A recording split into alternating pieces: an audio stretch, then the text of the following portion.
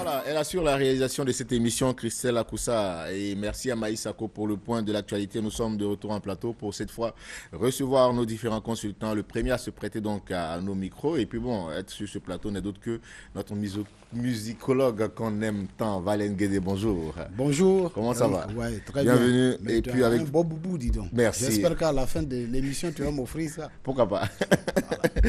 D'accord, avec vous, on parlera donc des droits d'auteur et le piratage de l'œuvre de l'esprit, des œuvres de l'esprit. Alors, bien avant, il est important, c'est vrai qu'on parle tout le temps de droits d'auteur, mais il est important quand même de savoir ce que c'est. Oh, le droit d'auteur, je crois, c'est l'ensemble des prérogatives exclusives dont dispose un auteur, ses ayants droit ou des sociétés de production sur les œuvres de l'esprit. Alors, quand est-ce qu'on parle véritablement de droits d'auteur? Bon, écoutez, le droit d'auteur, d'abord, il y a un truc que je voudrais dire, voilà, effectivement. Le droit d'auteur, le droit d'auteur même, on a vu les premiers prémissements, c'était en 1450, par Gutenberg, au niveau de l'industrie. Et après, la véritable loi, en tout cas qui protégeait les droits d'auteur, qui a protégé les droits d'auteur, on appelle ça la loi Anne, elle date de 1710, le 10 avril 1710. Vous savez, lorsque vous faites une œuvre et puis qu'elle est exploitée, bien évidemment, vous touchez ce qu'on appelle des droits d'auteur. Mais ce droit qu'on touche lorsque l'œuvre est exploitée, partout, que ce soit ici ou ailleurs, ce droit-là, on l'appelle le droit patrimonial. C'est ce qu'on touche comme profit pécuniaire une fois que l'œuvre est diffusée. Mais je crois qu'il y a un droit qui est le plus important dans l'ordre des droits. Le droit le plus important, c'est le droit moral. J'ai créé une œuvre et cette œuvre-là, c'est comme mon enfant. Sa paternité est attachée à ma personne.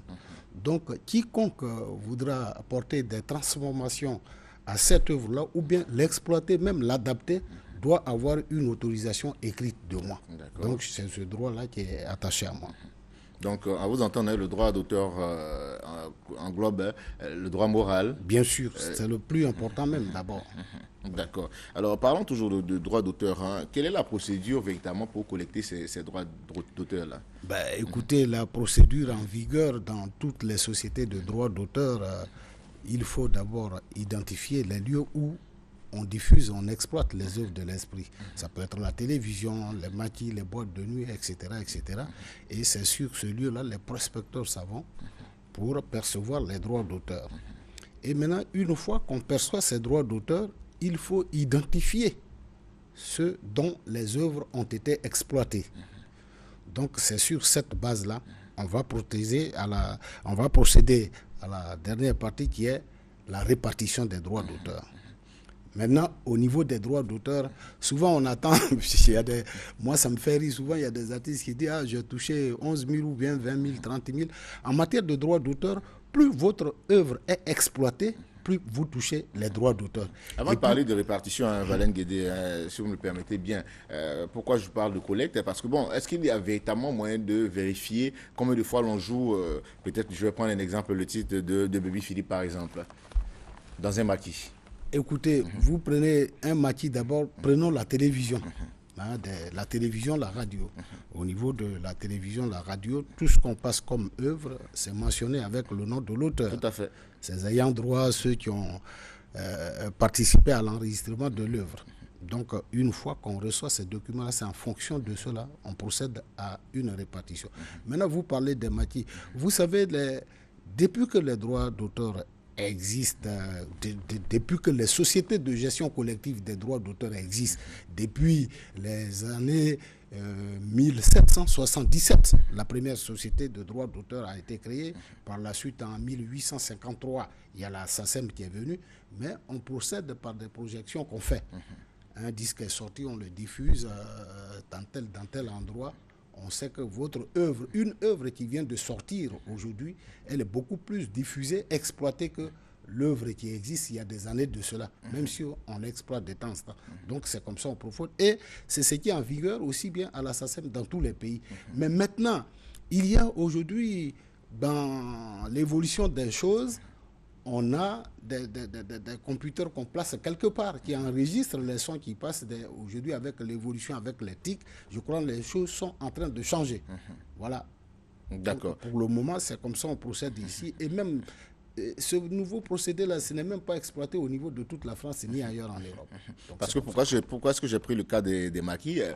On peut, ne serait-ce qu'en une seule soirée, revenir 10 à 15 fois sur un même titre. Et puis bon, et au finish, l'artiste qui parcourt ces différents lieux-là, quand il part pour voir un peu qu'est-ce qu'il a eu comme droit d'auteur, il se retrouve avec 11 000 francs, comme l'avait si bien dit. Oui, mais non, ce que je voudrais dire aussi au niveau des maquis, par exemple, aujourd'hui, depuis un certain moment, les choses ont évolué. Les percepteurs du bureau déposent des papiers là-bas, des fiches qu'on remplit. C'est en fonction de cela qu'on fait repartir. Donc, certains pensent que, bon, on prend un seau, on met les papiers dedans, on remue, on verse et puis on enlève le nom. Non, je crois que les choses avancent aujourd'hui, évoluent aussi. Mais est-ce qu'il y a moyen de vérifier véritablement Mais il y a des prospecteurs aussi au niveau du bureau qui passent pour vérifier. Parce que même un agent du Burida peut partir, peut toucher de l'argent, mais au niveau du Burida, il y a des personnes qui sont là pour contrôler ceux qui perçoivent des droits d'auteur. Et maintenant, je reviens là-dessus. Je pense, en matière de droits d'auteur, la somme qu'on touche, elle n'est pas fixe. C'est-à-dire, tu ne touches pas 200 000 francs à chaque répartition. D'accord. Non. Parce que, je l'ai dit, selon le taux d'exploitation de ton œuvre, c'est en fonction de cela que tu perçois de l'argent. Alors, sur quelle période on fait donc ce calcul-là? Dans l'année, il y a 3 répartitions. Bientôt, il y a une autre répartition qui va arriver. Dans le mois de décembre, il y a eu une répartition. Et puis, il y a des répartitions qu'on ne fait plus beaucoup aujourd'hui, mais on les fait peu. C'est la répartition relative aux droits de reproduction mécanique. Et je sais qu'on va y arriver, c'est-à-dire quand on presse un support, quand on fait un disque, un CD, il faut payer une redevance là-dessus. Et c'est ce qu'on appelle les droits de reproduction mécanique. Aujourd'hui, dans le monde entier, que ce soit en Afrique ou en Europe, ces droits-là ont commencé à baisser avec la piraterie. Tout à fait. Et surtout avec, aujourd'hui, les TIC qui sont rentrés en jeu aussi. On a les clés USB, on a Internet, tout ça, les gars préfèrent passer par là que de faire les supports qu'on avait d'habitude, comme le CD, comme la cassette, etc. Donc, ce qui fait qu'il y a des sociétés aujourd'hui de droits d'auteur au niveau desquelles les droits de reproduction sont en baisse. D'accord. Le piratage, on y reviendra tout à l'heure. Le temps pour nous de poursuivre et de parler toujours de droits d'auteur. Alors, on a parlé à l'instant de la collecte. Maintenant, le gros problème, c'est au niveau de la répartition. Savoir comment ça fonctionne. Non, comme je l'ai dit, tout à l'heure, on avait parlé des matières, on a parlé de la télévision, on a la radio. Donc, quand on reçoit tous ces renseignements-là, c'est en fonction de cela, on fait les répartitions. Parce que certains artistes, je vais taire certainement le nom de cet artiste-là, c'est une grosse tête, une grosse tête de la musique ivoirienne, et aller un de ces quatre faire le point de ses droits d'auteur au niveau du Burida. Et malheureusement, l'artiste n'était pas satisfait véritablement de ses droits d'auteur-là et a même décidé de porter plainte. Oui, mais je vais vous dire, vous savez que le monde des artistes, c'est comme l'océan. Souvent, il y a des vagues qui viennent avec une intensité et après ça se calme. Ça, on ne peut rien y faire. Mais ce que je voudrais vous dire, souvent j'entends, il y a des gens qui disent dans les journaux ici, nous on a touché 20 000 francs ou 30 000 francs. Même à la SACEM, il y a des gens qui touchent 20 000 francs CFA. La SACEM qui touche 20 000 francs CFA. Donc ce n'est pas un truc particulier. Et je l'ai dit, c'est en fonction de l'exploitation de ton œuvre que tu touches les droits. Plus ton œuvre est exploitée, plus tu touches les droits d'auteur. On n'y peut rien. On ne procède pas par magie noire ou par quoi que ce soit, par loterie. Non. Si on diffuse ton œuvre, tu touches des droits d'auteur, plus on diffuse ton œuvre. Mais je vais vous dire, il y a des artistes qui viennent au niveau du Burida qui touchent 5 à 6 millions, ils ne le disent pas sur les antennes, cela, ils ne parlent pas. Et d'ailleurs, récemment, j'ai dit à un comme ça, quand j'ai vu dans les journaux qu'on parlait de ça, je leur ai dit de réagir aussi. Il y a des gens qui ne réagissent pas. Mais maintenant, la grosse tête, on peut être une grosse tête. Mais en matière de droit d'auteur, ce n'est pas une histoire de grosse tête. Si ton œuvre n'est pas exploitée, même l'œuvre qu'on croit qu'elle est construite de manière précaire et qu'on ne peut pas, si elle est diffusée, l'auteur touche plus de droits. Il n'y a rien à faire. Ce n'est pas une histoire de grosse tête, tout ça. C'est voilà. Plus l'œuvre, il faut retenir ça. plus l'œuvre est exploitée, plus tu touches des droits. Moins ton œuvre est exploitée, moins tu touches les droits d'auteur. D'accord. Alors, à partir de quand un artiste peut véritablement parler de collecte ou de droits d'auteur, est-ce au moment il se fait recenser ou il se fait identifier au niveau du Burida? Voilà. À tout moment, un artiste peut parler des droits d'auteur. Mais aussi, il y a des artistes aussi qui ont des cartes du Burida. Le fait d'avoir une carte du Burida ne te donne pas droit aux droits d'auteur. Ah, d'accord. Ah oui, il faut que ton œuvre soit exploitée. Il y a des adhérents qui ont des cartes du Burida qui ne touchent pas. Il faut que ton œuvre soit exploitée.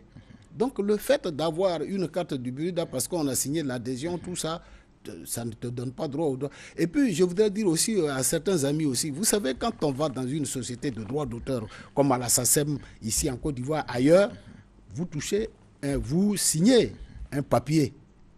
Vous avez des devoirs et des droits aussi. Donc, une société de droits d'auteur à laquelle on appartient, on ne la vilipende pas toujours dans les journaux aussi. Il y a des sanctions aussi. Il faudrait que les gens tiennent compte de cela. Le fait donc d'avoir une carte d'une société de gestion collective de droits d'auteur et de droits voisins ne vous donne pas ipso facto droit à de l'argent. Non. Est-ce qu'il y a possibilité pour ces artistes-là qui ne sont pas satisfaits de cette collecte de droits d'auteur de vérifier? Oui, il y a une commission qui a été mise sur pied aujourd'hui. Et tous ceux qui voudraient faire des réclamations, il y a des gens qui vont faire des réclamations. Il y a des gens qui ne passent pas forcément dans les journaux, qui vont faire des réclamations.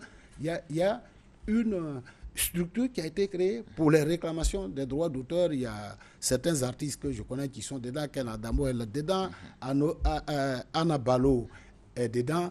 Série qu'on connaît très bien, qui est dans le domaine de la production, est membre aussi de cette commission-là. Mais ceux qui voudraient bien se plaindre, il faut qu'ils aillent là.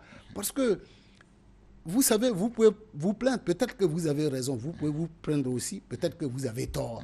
Mais le fait de revenir toujours dans les journaux sur les trucs aussi, le Burida, c'est une société qui a été créée, qui appartient à plusieurs personnes. Est-ce que tu comprends? Même il y a des étrangers qui touchent des droits d'auteur ici. Donc, il ne faudrait pas, pour un oui ou non, ou bien pour une mouche qui s'est envolée devant soi, on court là, dans un journal, on dit, ah, il y a ceci, cela. Voilà. D'accord. En tout cas, intéressant, hein, cette histoire de droits d'auteur, on n'en finira jamais d'en parler. On poursuit toujours, et cette fois, pour parler de piraterie. Le temps pour nous, voilà, de partir du côté de la régie pour la réclame publicitaire. Merci, Charlotte.